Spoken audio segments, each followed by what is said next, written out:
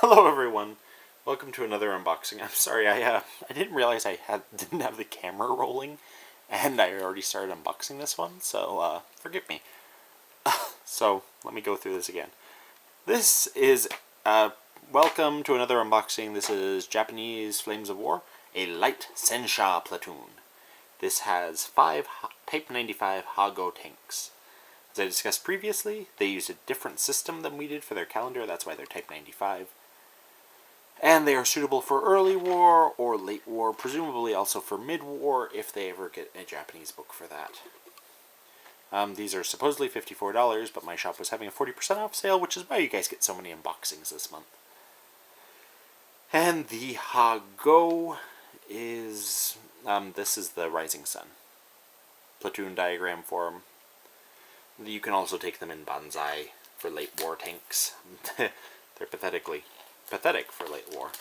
They're even though they're called a light Sensha platoon, meaning literally light tank platoon, they are actually medium tanks gameplay wise, because they were not very fast at all. So inside, here's the dreaded box. You guys know it well by now. And inside you get these little guys. Yeah. So apparently, according to other reviews I've read, the first generation Hagos, the models, not the actual combat vehicle, but the first generation models actually had these turrets cast on. So I was so waiting to be disappointed in just a rail Battlefront, but so many props to them for this. Seriously, this kit is... I wouldn't want to buy any kit without a rotating turret, I'll be honest. I mean, it sounds pathetic. I was just going to take a little hacksaw to it if it didn't have a rotating turret. Just cut the turret off, kind of deal with it that way. But these are very little tanks, as you can see. Very small and cute.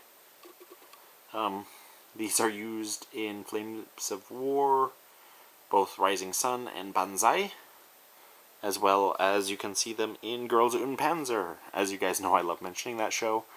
They are the small girls tank from the film, the Japanese, the Chihatan Academy.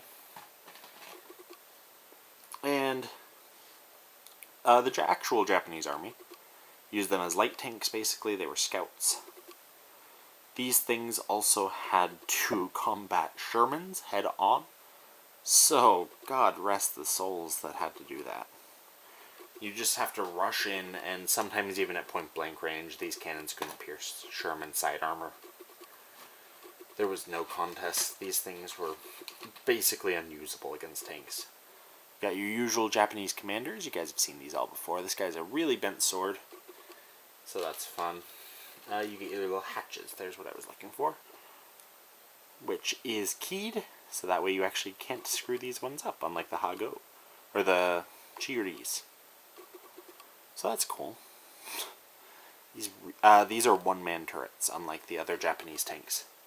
The Japanese army, for really early compared to a lot of nations, realized that a one-man turret's really bad. So it was only these first-generation Hagos that had one-man turrets. Every other tank, even in 1929, had 2- or 3-man turrets. So to me, that's really impressive. That really speaks to how forward-thinking Japanese tank units were, at least at the beginning, when they had funding. As soon as they lost that funding, I mean, all their innovation went away, because no money, no problems.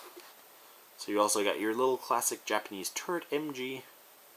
So the way these things worked, actually, I bought a book and looked it up, because I was really curious about this, is what you would do is you'd use the little wheel and spin your entire turret around, and then you'd have a different seat, and you'd scoot over to that one, and you'd open fire with the machine gun with that. So you'd be facing the exact opposite direction, and it's not a very easy thing. So originally I posed to my friend, well, if they had guns on the rear of their turrets, why don't they use turret rear MG rules? Well, the reason is because unlike a Soviet turret rear MG, these things could not easily be manned. You could not easily just take your hand off the main gun and go and man the turret MG, it required you to actually physically move to a different seat, or at least move your seat over. I'm not sure about the Ha-Gos. I was looking at a Chi-Ha unit, which is the larger of the Japanese tanks, so that 3-man turret. But, oh, that little rambling about turret rear MGs aside, it's a really good box set. It was used against the Chinese up until 1945, used against the Americans as well, but with much less success. These are, oh no, I've mentioned where they can be fielded 3 times. I'm sorry, I just did all these reviews in a row, so I may be repeating myself at this point, but like it if you liked it, dislike it if you disliked it, and I will see you guys on the next video. Bye-bye.